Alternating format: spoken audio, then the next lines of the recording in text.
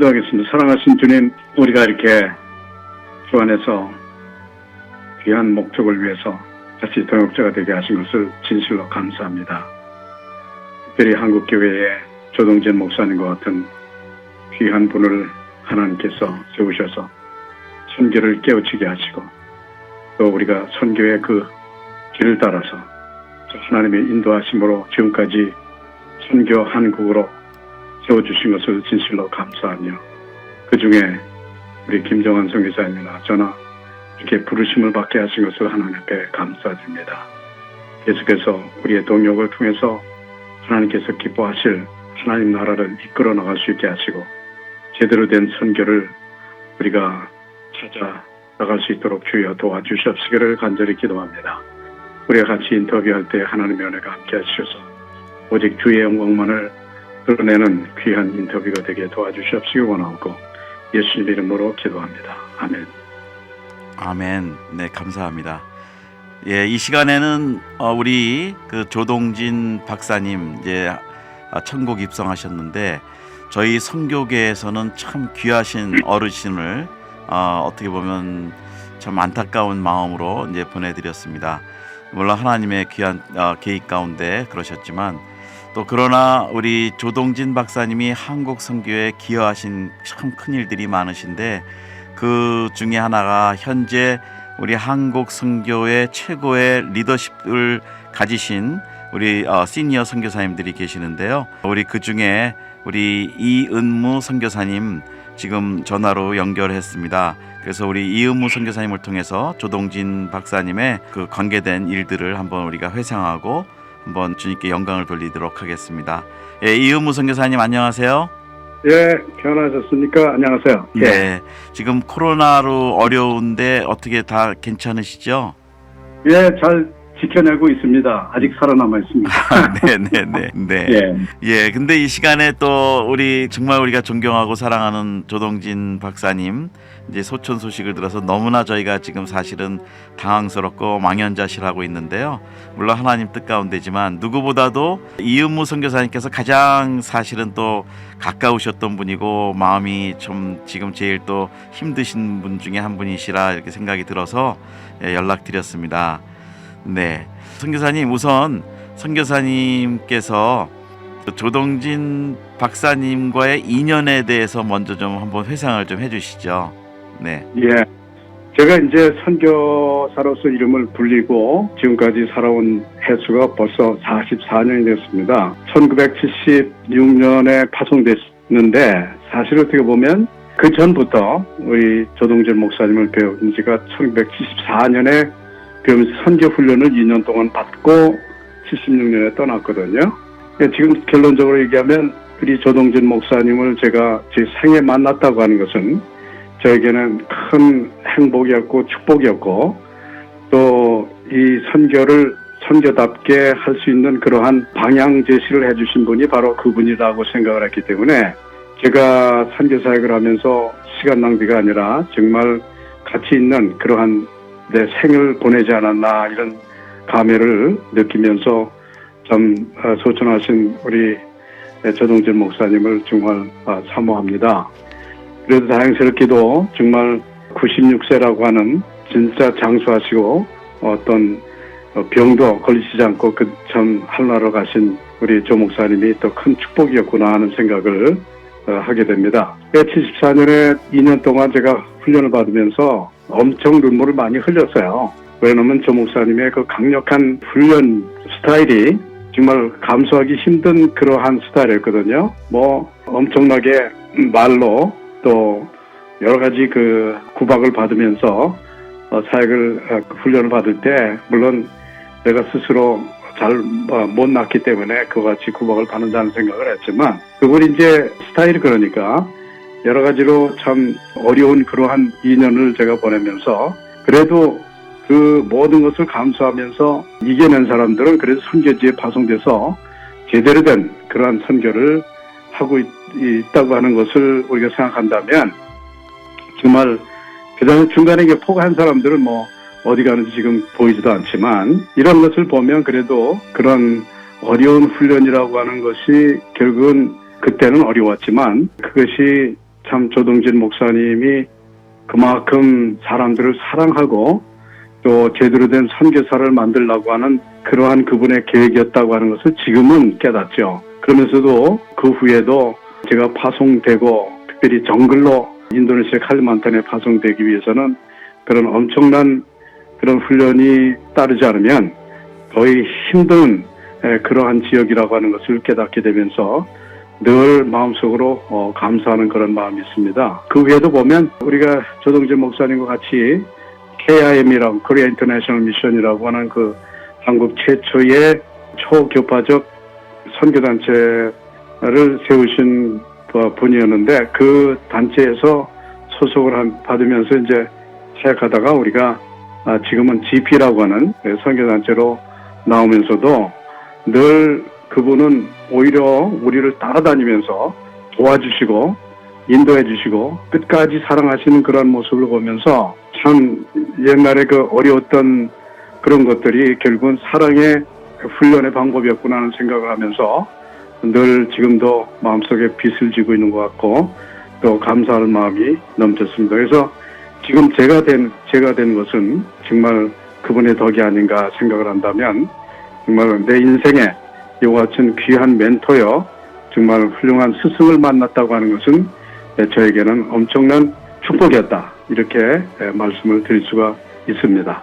네. 자, 그러면 76년에 우리 그 한국 교회에서 나가셨을 때는 당시 선교사님이 뭐 제가 기록으로 보니까 옛날 뭐 일제시대 때 중국이나 이런 일본 가신 분들 말고 해방 이후에는 최찬영 선교사님 이후로 볼 때 76년이면 한 40분 정도 50분 내외 그것도 안 됐던 거로 제가 알고 있거든요. 그 당시에 그러면 이렇게 최전방 선교 칼리만탄이라는 미전도 종족 지역으로 들어가는데 저희들 선교계에서는 전례가 없었던 일들이었죠.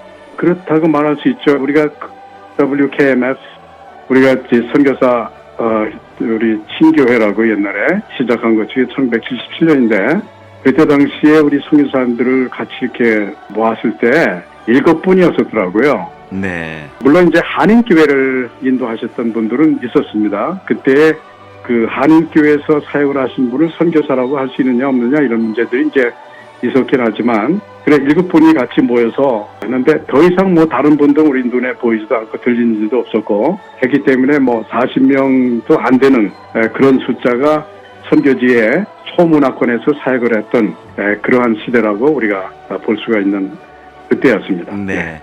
제 기억에는 그러면 말씀하신 대로 한인교회에서 목회하시는 분들도 네. 그 당시는 선교사라고 나중에는 그렇게 돼서 아마 인원이 그렇게 된 것 같은데 현실적으로 그 당시에 정말 그 현지인들을 대상으로 하는 그런 선교사님들은 많지 않으셨다는 말씀이고 자 그런데 그때 초기에 이렇게 나가실 때 우리 그 훈련을 받게 되신 어떤 연결되신 계기가 있으셨을 텐데요. 조동진 목사님하고 연결되셨을 때 어떤 인연이 시작되셨나요?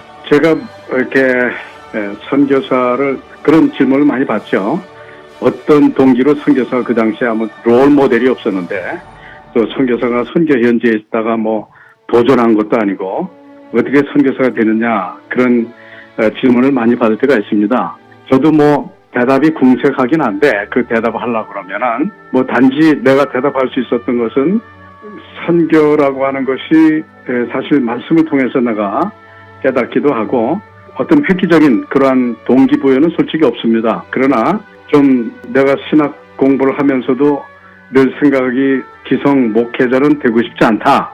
또 그런 생각을 늘 했었어요. 그렇다면 내가 사역을 해야 되는데 어떤 좀 색다른 그러한 것을 이제 늘 좋아했어요. 제가 고향에 있으면서도 제 삶을 돌아보면 다른 친구들하고는 전혀 같은 길을 가지는 않았습니다. 늘 다르게 생각을 했고 단지 지금 생각해보면 우리 고향 교회에서 감리교회였었는데 감리교회 하나뿐이 없는 리중훈 목사님이 그 개척하는 그 교회를 제가 나가게 되는데 그분이 늘 도전을 했어요. 그분은 이제 서울에서 오신 저는 경기도 파주인데 그 얘기를 하는 것이 뭐냐면 야 너는 보니까 하나님께서 전 세계를 향해서 복음을 전하는 그런 일꾼으로 삼을 것이다. 이런 얘기를 하신 거예요. 그 한마디가 사실 어떻게 보면 C가 된 것 같죠.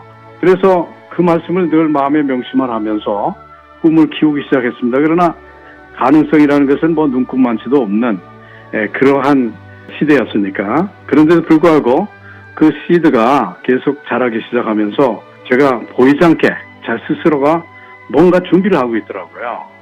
그러다가 그것이 결국은 선교문을 두드렸는데 그 문이 바로 KIM 조동진 목사님이 운영하고 있었던 그때는 국제선교협력기구라고 하는 긴 이름을 가지고 있었습니다.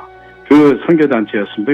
그래서 전에 74년 전에 문을 두드렸다가 결국은 제가 안대서 경상북도 안동이라는 곳에 가서 그 시골에서 좀 상록수처럼 학교에서 봉사하고 이렇게 산에 다니면서 그 조그만 교회들을 돌보고 또 군대도 피라고 뭐 이런 것들이 가만히 그때 생각을 해보면 정말 마지막 그 군대를 피하면서 제가 그때 방이라는 것이 있었습니다. 그래서 밤에 그 근무를 하고 아침에 새벽에 와서 새벽 기도를 했을 때 그때 정말 제가 다시 헌신을 했어요. 눈물을 흘리면서 내가 보니까 여기서 3년 동안 근무하면서 보니까 이것은 하나님께서 틀림없이 선교사로 준비하신 것이다. 이런 생각을 하게 됐습니다. 그래서 결국은 그 길을 간 거죠. 모든 걸 다 뿌리치고 선교의 길로 갔는데 그때 사실 선교사로서 공식적인 준비를 훈련을 받으면서 저에게 서제신이 온 것이 바로 칼만탄 정글이라는 것이죠. 저도 놀랐어요. 놀란 게 그래도 사람이 살만한 곳에 가야지 어떻게 정글, 물론 그때 뭐 인터넷이나 뭐 정보가 없는 그런 시대긴 하지만 그래도 브루나이에서 사역을 하고 있었던 임흥빈 선교사님이라는 분이 계셨는데 그분이 선교단체로 보내온 사진들을 보니까 이거는 완전히 살 곳이 아니더라고요. 그랬을 때 많은 갈등들이 있었습니다. 제 마음속에.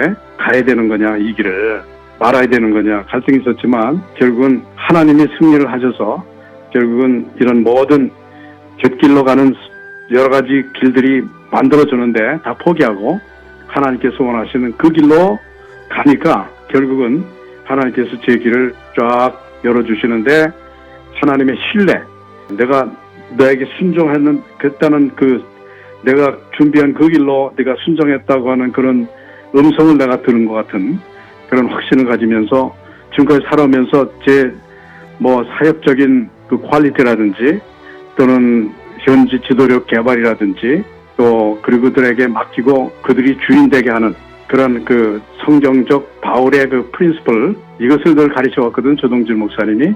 그래서 그대로 수행하니까 하나님께서 직접 역사하시는 것을 보게 되니까 여러 가지 사역들을 개척자로서 할 수 있도록 그렇게 만들어 주셨다 하는 생각을 해보면 정말 엄청난 그러한 축복이 저에게 주어진 것은 한 번의 순종이었다 하는 생각으로 제가 결론을 짓게 됩니다. 네. 그 당시 그러면 처음에 훈련에 들어가실 때부터 그 선교지가 결정이 되시고 또 조동진 목사님께서 그 선교지 결정과 그 과정에 어떤 뭐 영향력이라든지 아니면 훈련 과정에 거기에 초점을 맞춰서 훈련을 하셨다든지 그런 것들은 어떤 상황이었나요? 그래서 사실 훈련이라고 할 때 저는 그 두 가지로 얘기하는데 좀 영어로 얘기하면 포멀 훈련이 있고 인포멀 훈련이 있어요. 그 인포멀 훈련이라는 것은 사실은 어떻게 보면 예레미야에게 말씀하신 것도 내가 너를 불렀다 태어나기 전에 그렇게 말씀하신 것처럼 우리가 우리 삶을 통해서 우리 생일을 돌아보면 하나님께서 이렇게 훈련시키신 것을 우리가 보게 됩니다. 그리고 아까도 얘기한 경상북도 안동에서 풍산이라는 곳에 가서 그 학교를 돌보고 교회를 훈련, 그것이 엄청난 한꺼번에 세 가지 일을 하면서 느낀 것이 이것이 내가 몰랐지만 하나님은 나를 훈련시키셨구나 하는 생각을 하는 것이 뭐냐면 인도네시아 칼리만탄 정글에 가니까 내가 경험했던 그것을 그대로 활용할 수 있는 바로 그것이더라고요. 이런 그 인포멀 훈련을 하나님이 시켜주시고 그 다음에 이제 문을 두들겼을 때에 포멀 훈련이 시작을 한 거죠. 근데 조동진 목사님은 그 당시에 엄청난 그런 비전을 가지고 일을 하셨어요. 1973년에 여러분들이 아시지만 빌리그램 대회를 그분이 전부 준비하셨거든요.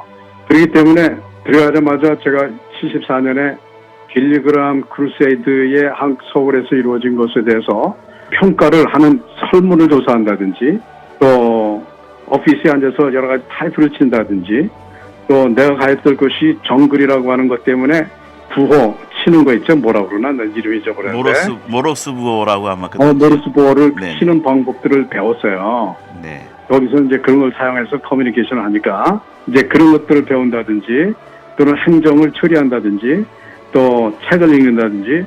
그러니까 앉아서 클래스룸에서 하던 시대는 아니었어요.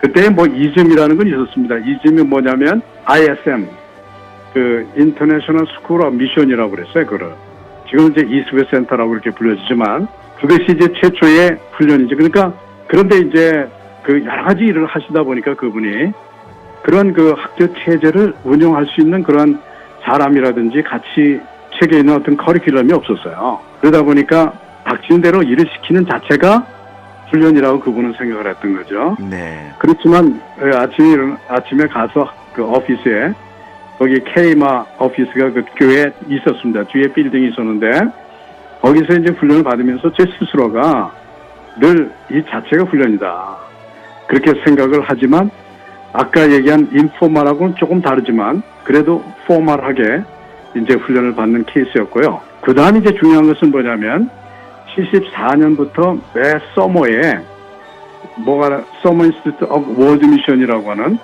그런 학위 선교 대학원을 준비해야 했습니다, 제가. 그러니까 뭐 강사를 초청하고 뭐 이런 건까지는 조 목사님 다 하지만 그 잡일을 많이 했죠. 그 자체가 저는 훈련이라고 생각했는데 그때 그 코스를 듣게 되는데 거기에 뭐 훌륭한 한국의 분들이 다 참석을 했어요. 하용조 목사님은, 홍정길 목사님은 이런 분들이 다 참석을 하면서 그때 선교의 비전을 받았던 바로 그 서머 기간 동안에 2주간 동안에 이루어진 단기 선교 훈련이었거든요. 그때 당시에 정말 미국에 유명했던 모든 선교의 대가들이 다 와서 강의를 했죠.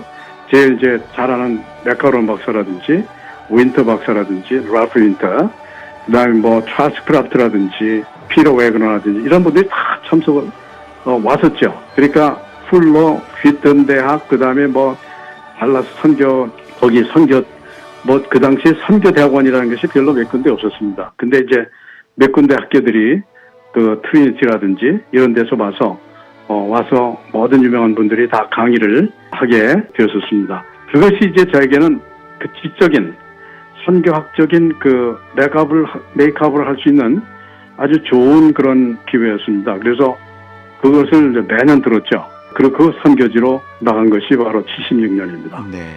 그러면 이제 선교지에 생활하실 때도 그 우리 킴으로 처음에는 출발하신 예, 거죠? 그렇죠. 예, 네, 네. 그 당시 킴에는 그러면 우리 이은무 선교사님 전에 킴이라는 단체 이름으로 정식으로 나가신 분들이 좀 계셨었나요? 그 당시 이제 조 목사님의 스타일은 진짜 제대로 된 선교사다 뭐 이런 얘기를 많이 하셨어요. 어떻게 보면 훈련은 몇 사람이 있었습니다. 받은 사람 때. 그때 뭐 임만순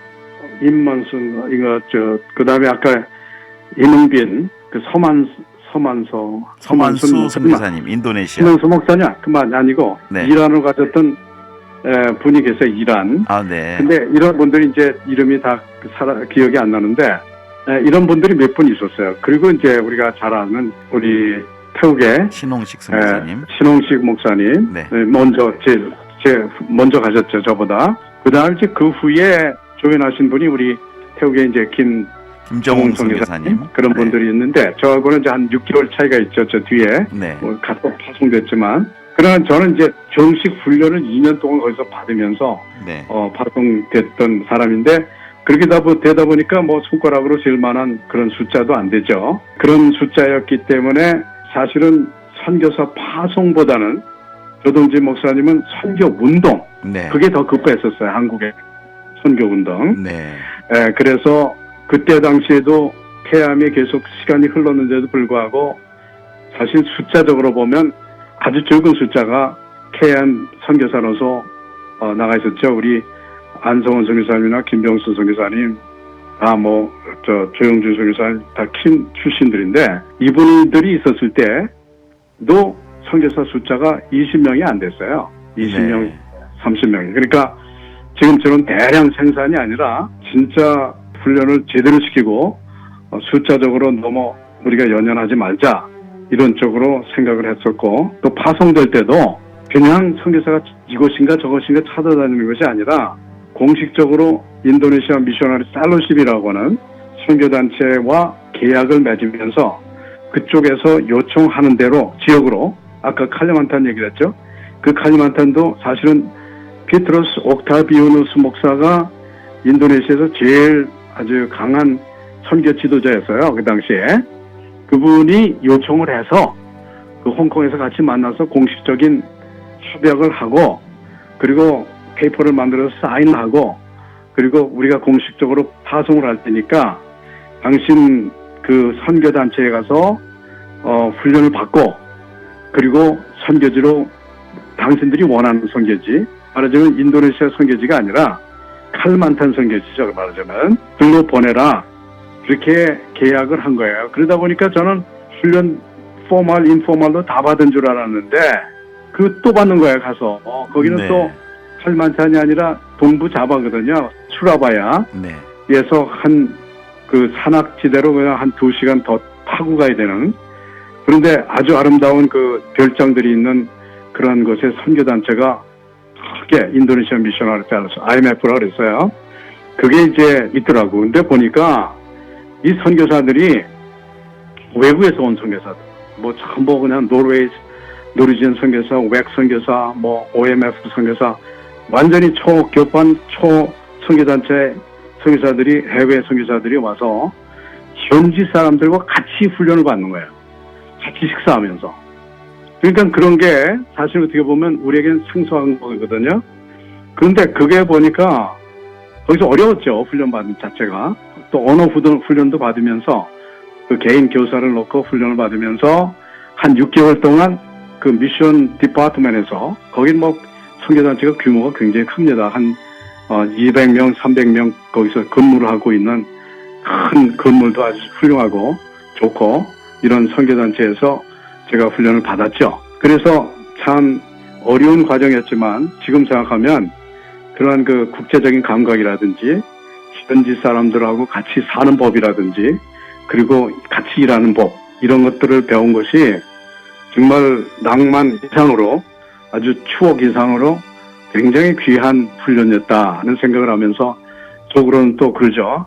왜 나는 이렇게 훈련만 받아야 되는가? 네. 이런 생각을 네. 할 때가 많이 있었는데, 결국은 그 결론은 짧은 기간 동안에 사역을 했어도, 정글에서 했어도 참 하나님께서 엄청난 일을 하실 수 있었구나 하는 생각을 하면서 모세도 기억이 나고, 예수님도 30년 동안 잠잠하시다 3년 동안 일하신 그 가치를 인정해보기도 하고, 그래서 훈련을 받으면 받을수록 귀한 거다, 이런 식으로 생각을 하면서 지금 우리 선교사님들이 훈련 안 받고 가려고 하는 그러한 자세들에 대해서 조금 더 배워야 되겠다는 생각을 하게 됩니다. 네. 그러면 또 우리 선교사님 사역 이제 그 증약을 하면서 계속 우리 조동진 목사님하고 연결이 되셔서 나중에는 그 아마 아시아 미션 네. 어소시에이션이나 또 이런 네. 일을 우리 조동진 목사님을 보좌해드리면서 사실은 선교지 사역도 하시면서 계속 또 국제 운동을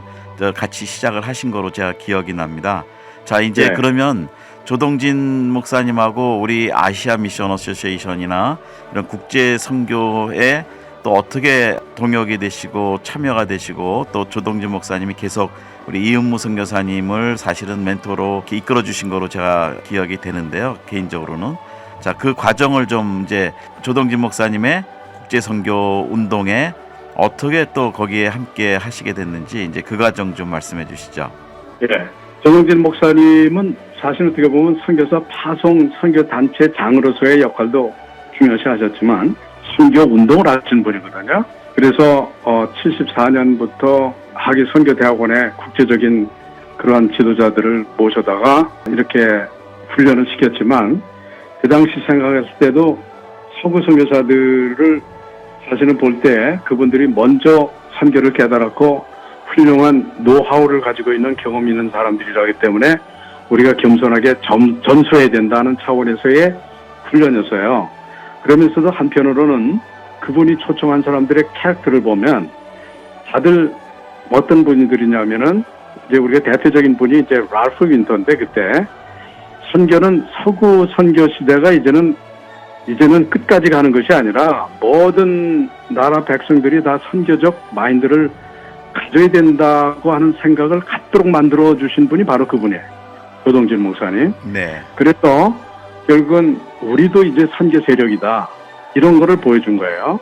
그러니까 한편으로는 겸손하게 배운다는 쪽이고, 또 한편으로는 우리를 세계 그 선교 세력으로 사용해달라고. 왜냐하면 하나님 예수님의 지상 명령이 우리에게, 그분들에게만 주어진 것이 아니고 우리에게까지 주어졌다고 하면 우리가 당연히 파트너가 돼야 된다는 그런 생각을 가지고 에이시안들끼리 서로의 그 동질적인 그 문화적인 그 저희가 있어요. 눈높이가 아니면 문화적인 이질성이 굉장히 그 서양 사람들처럼 크질 않거든요. 그러면 동질성을 가진 이러한 그 선교 세력들이 힘을 합칠 수 있다면 우리가 큰일을 할 수 있겠다, 이런 생각을 하고 에이시안 미션스 어소시에이션을 AMA라고 불려지는 그 단체를 만든 거예요. 그래서 아까 옥타비아노스 목사 GD 제임스라든지 이런 아시아에 흩어져 있는 그 말하자면 보물들이죠. 이런 분들을 전부 모으기 시작한 것이 바로 AMA입니다. 그래서 그 대회를 한국에서 시작을 했고, 그 일을 계속하도록 이제 많은 분들에게 같이 동역자로 삼기 시작하면서 자연스럽게 에이시안 그 선교 운동이 인정을 받기 시작하고, 또 깨닫기 시작하고, 또 교회들이 인식하기 시작을 했어요. 근데 유독 한국은 그렇게 큰 센세이션이 안 일어나더라고요, 내가 볼 때는. 그런데 이 아시아권에서는 엄청나게 많은 사람들이 동조했다 그랬어요. 우리 시대다, 우리도 할 수 있다, 우리가 할 수 있는 일이 있다, 이런 식으로 얘기를 하기 시작했는데, 그것이 이제 AMA 그겁니다. 그래서 조동진 목사님하고 같이 제가 KIM을 하다가, 사실 1992년에 PWM 파트너스 월드 미션이라고 하는 선교단체를 세우고 우리가 분가를 했죠. 그 이유가 조동진 목사님의 북한 선교에 대한 아주 지대한 또 애착을 가지고 계셨어요. 그래서 엄청난 그 재정이 그쪽으로 자꾸만 가니까 우리도 모자란데 그거를 같이 어떻게 할 수 있느냐, 이런 생각을 많이 했거든요. 그런 이유 때문에 우리 선교사 몇 사람 안 됐지만 몇 사람이 이제 KM을 나오게 됐어요. 그래서 나와서 PW를 세우고 지금은 GP가 됐습니다만은, 그때에 나와서 어떻게 보면 조 목사님은 굉장히 섭섭했죠. 내가 하는 일을 이해를 못하는구나, 이런 생각을 하기도 하고, 또 우리는 큰 나무 밑에서는 적은 나무가 안 자란다, 이런 원리를 가지고 우리도 이제 커져야 되지 않겠느냐, 이런 식의 생각도 하게 되고, 그래서 못지않게 저는 그냥 총대를 맨 사람이 되어버렸어요. 그래서 조 목사님이 굉장히 섭섭한 거지. 내가 너를 얼마나 훈련시켜서 그렇게 보내는데 그렇게 배반하느냐 식이죠. 저희들도 사실 제 혼자 그 사임하고 싶었는데 결국은 다 따라 나오는 바람에 그 선교단체가 됐습니다만은, 어쨌든 그런 이유로 인해서 우리 조 목사님하고 이제는 더 이상 인연이 끊어지겠구나고 생각했는데, 조 목사님 한 번은 부르시더라고요. 그러면서 계속 저에게 사역을 맡기는 거예요. 그것이 뭐냐면 AM에 참석을 해야 된다, 그런 얘기죠. 근데 제가 봤을 때도 제가 그와 같은 인물은 될수 국제적인 인물이 되겠는가, 이런 생각을 하면서 자카르타에서 2000년도인데 정확하게 2000년도에 저에게 사무총장을 하라는 거예요. 사무총장이, AMA 사무총장은 사실은 모든 걸 다 하는 사람이에요. 그러니까 회장은 그때 제곱 나우하이였었는데, 그분은 자기 목회하느라고 바쁘지만 나는 그냥 AM에만 생각하고 그 일을 시작을 했죠. 그래서 참 고마운 게 뭐냐면, 내가 뛰쳐나가는데 그분은 나를 잡으려고 하는 그런 생각, 키우려고 하는 그런 생각, 이런 것들이 너무나 고맙고, 또 내가 할 수 없는 능력이지만 그러나 열심히 하면 되겠다라고 생각을 해서 결국은 2003년 모스코 대회, 우리 김정환 선교사님이 참 사이드에서 많이 도와주셨는데, 그 수원 팀들과 함께 그것과, 그리고 2006년에 에베소에서 있었던 그 터키 대회, 에베소 대회, 그리고 자카르타에서 2010년에 있었던 자카르타 대회에서 제가 이제 임기를 끝내고 10년 동안 사역을 했는데, 거기서 이제 볼 수 있는 거는 조 목사님의 그 훌륭한 점 중에 하나가, 한 번 알았던 사람은 끝까지 내가 대적을 당하든 아니면 관계가 있든 없든 간에 계속해서 내가 도울 수 있는 일을 도우겠다는 생각을 하고, 내가 지금까지도 또 감사하게 생각하는 거는 AML을 하면서도 그 주제를 정하는 거라든지 강사들을 초청하는 거라든지 강사들에게 필요한 주제를 말씀하도록 얘기하는 거라든지 이런 거를 전적으로 맡기고 전적으로 오케이를 하고 하는 그런 분이었어요. 간섭을 안 하시는 거예요. 물론 저도 이제 그동안 본 일이 있기 때문에 오리엔테이션이 잘 되어 있지만, 라프 인터박스라든지 또는 피터 바이하우스라든지 이게 다 이분들이 1974년에 그 로잔 대회의 커버넌트 사이너들이니까 엄청난 분들이었거든요. 그리고 또한 스미스라든지 이런 분들, 아주 그런 분서부터 해서 아시아 지도자들 다 뭐 제가 초청을 하고 그 제목을 드리고 그거를 이제 묶어서 책으로 만들고, 이런 것들이 이제 쉬운 일은 아니었지만 그분의 그 지원과 그분이 시켜준 훈련과 이런 것들이 이제 결국은 효력을 발생하지 않았나, 이런 생각을 하면서 지금도 제가 감당하기 어려웠던 일을 정말 그분의 축복과 그분의 도움으로 이룬 것이다. 저는 이렇게 지금도 평가를 하고 있습니다. 네. 저도 그때 2000년부터 사실은 선교사님이 또 자카르타 대회까지도 소개해 주시고 인도해 주셔서 그때부터 이제 선교사님을 사실은 전 따라다녔죠. 또 우리 2세 사역하면서 2세들이 할 수 있는 건 가서 뭐 행정이라든지 영어를 잘하니까 뭐 기술 지원이나 이런 거 해서 우리가 단기 선교로 계속 좀 이렇게 섬겨드릴 수 있도록 또 기회를 주셔서 저도 덕분에 많이 눈이 열렸었습니다. 그 선교사님, 네, 도움을 주셨죠. 켈빈 네. 팀은 아주 성실하게 네네. 저 옆에서 늘 도움을 많이 줬습니다. 그런 네. 분이 없으면 제가 제대로 할 수 없었죠. 네, 그래서 저도 2세 선교 운동에 아주 우리 선교사님께서 또 평소에도 늘 그 멘토링을 잘 해주셔서 제가 많이 이렇게 성장할 수 있었고요. 그런데 하여튼 그 당시에 제가 기억하기에는 이런 조직이나 이런 건 선교사님이 잘 하시는데, 그 당시 제가 옆에서 보니까 재정 모금까지도 선교사님이 다 사무총장으로 하셨던 것이 제가 좀 기억이 있어요. 그 재정에 대해서는 어떠셨나요? 지금 뭐 우리가 컨퍼런스를 준비할 때 제일 크게 어렵게 생각하는 건 이제 모금이거든요. 왜냐면 한국 교회는 정글에 가서 교회 세우라고 하면 잘하잖아요. 근데 교회 세워주는 거는 그건 못 세우고. 그런데 국제적인 어떤 컨퍼런스를 한다? 그게 이해가 안 되는 거야. 지금도 한마디 하고 싶은 거는, 조동진 목사님은 엄청난 그런 아이디어를 가지고 국제적인 위상을 한국교회라든지 선교계에 높여 놓으려고 애를 썼는데, 우리 선교사들이나 아니면 우리 한국교회들이 그거를 이해를 못해요. 그러다 보니까 그냥 홀로 외치는 세례 요한이 돼버렸다고. 그런 거를 이제 봐하는데, 근데 이제 그분이 강조한 것 중에 특징이 뭐냐면, 현지 지도자가 중요하다. 선교사가 중요한 게 아니라 그들이 주인이 돼야 된다. 그리고 선교사들은 개척자가 돼야 된다. 그러니까 더도 적게도 아니고 개척자, 이런 얘기를 이제 쭉 하셨는데, 현지 지도력 개발을 하다 보니까 결국은 펀드가, 이런 재정적인 것이 아까 얘기한 대로 이런 사역에 대해서는 우리 움직이는 사람 별로 없어요.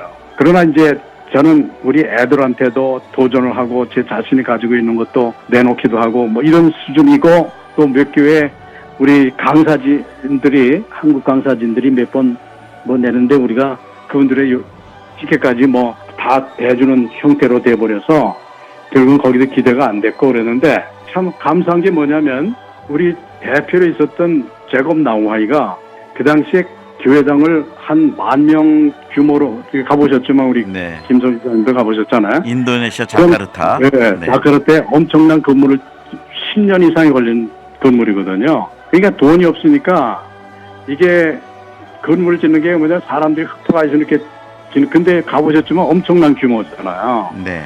그런데 그 교회를 짓는 그 기간 동안에 2003년에 그 러시아 대회를 했어요.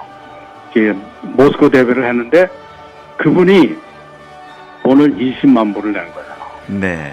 저는 한 5만 불 정도 펀드레이징을 했고 그분은 20만 불을 재정을 지원한 거예요. 그러면 그 돈이 귀한 게 교회당이 지금 한 푼이라도 귀한 그런 때였는데 그거를 지원할 수 있었다는 것은 저는 개인적으로는 그분이 저한테 대한 신뢰가 엄청나구나 하는 생각을 하면서 감사해요. 왜냐하면 그 재정을 참 뭐 호텔 예약이라든지 뭐 그 티켓팅 해주는 것이라든지 이런 거를 다 사무총장이 해야 되는 거거든요. 그러니까 그 재정을 나한테 맡겨서 내가 필요한 컨퍼런스를 위해서 써야 된다 이렇게 준다고 하는 그 자체가 굉장히 어려운 거잖아.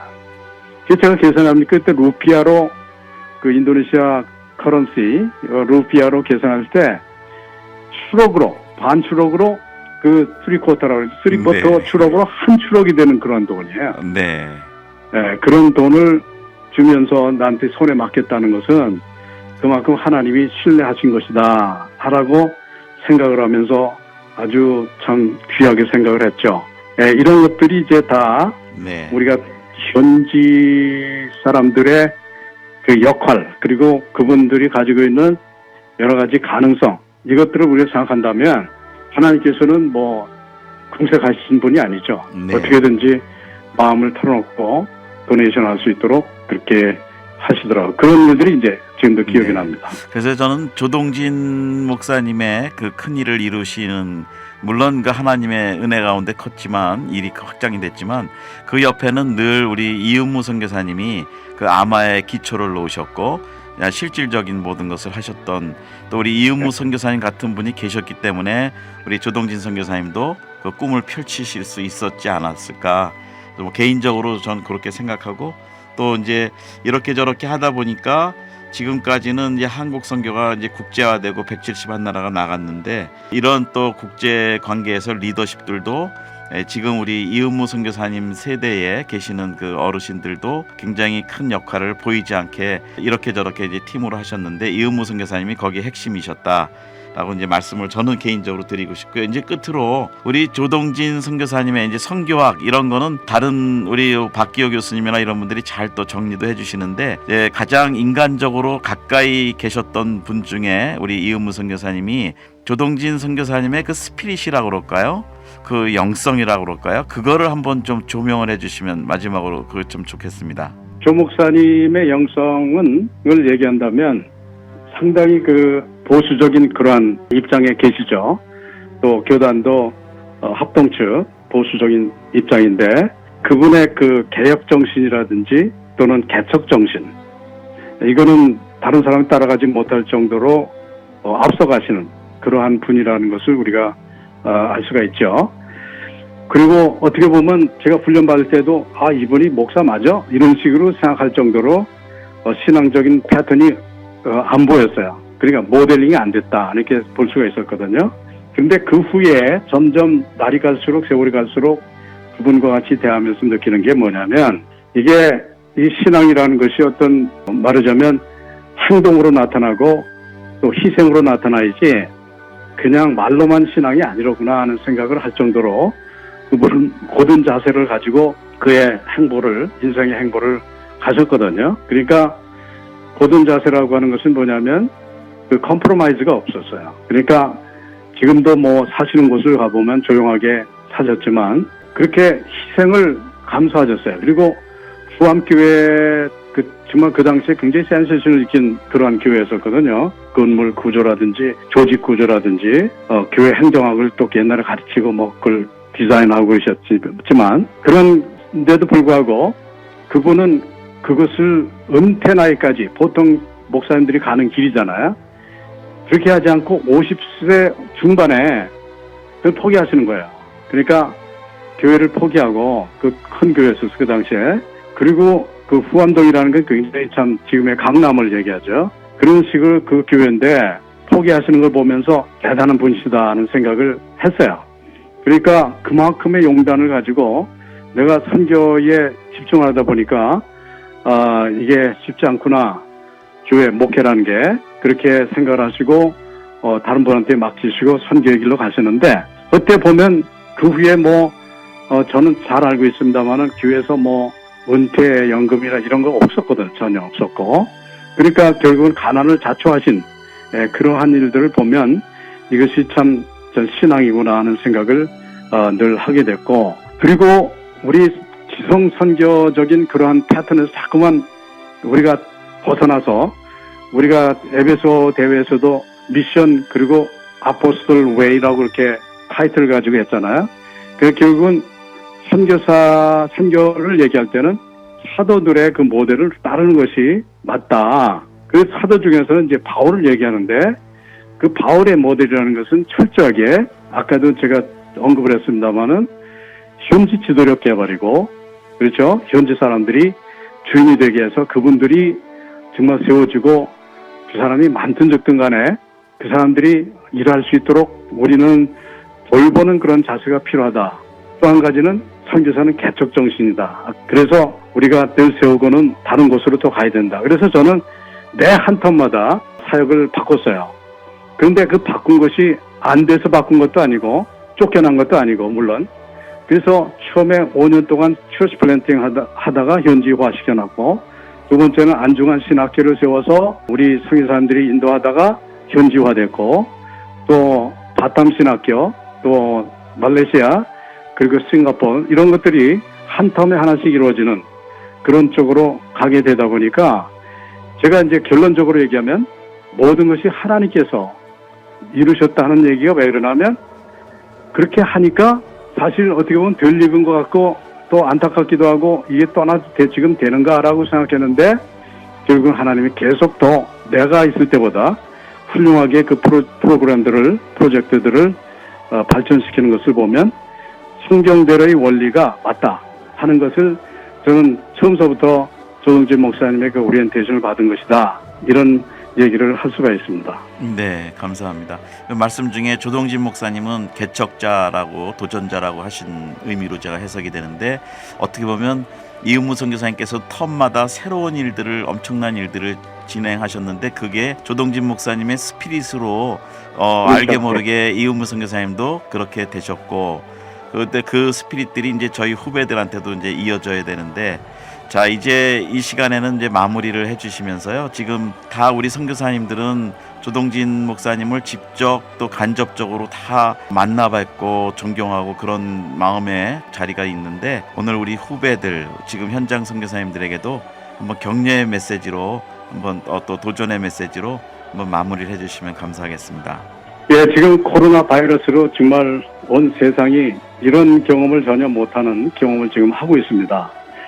그렇다면은 이것이 위기가 아니라 우리가 기회로 삼아야 되는데, 한국 교회도 그렇고 우리 선교계도 기회로 삼지 않으면 우리는 엄청난 것을 잃어버리는 경우가 되어버리죠. 그렇다면은 우리가 어떻게 이것을 정말 하나의 계기로 삼고 우리가 깨어나서 다시 한번 새로운 모습으로 태어날 것인가 하는 생각을 우리가 고민을 할 때가 됐다고 생각합니다. 그렇다면 그 무엇일까? 그것은 우리가 철저하게 다시 한번 헌신하면서, 그러니까 내가 살기 위한 선교가 아니라 하나님이 정말 영광 받으시는 그러한 선교로 나가야 되겠다, 이렇게 생각한다면, 먼저 우리가 신지 않고는 거둘 수가 없는 것이고, 눈물을 흘리지 않으면 우리가 단을 거둘 수 없다고 하는 성경적 그 프린시플은 어떻게 보면 우리 선교사들에게도 꼭 필요한 것이다 하는 생각을 하게 되거든요. 그래서 그러면 내가 있는 처해 있는 장소에서의 심는 작업은 무엇인가,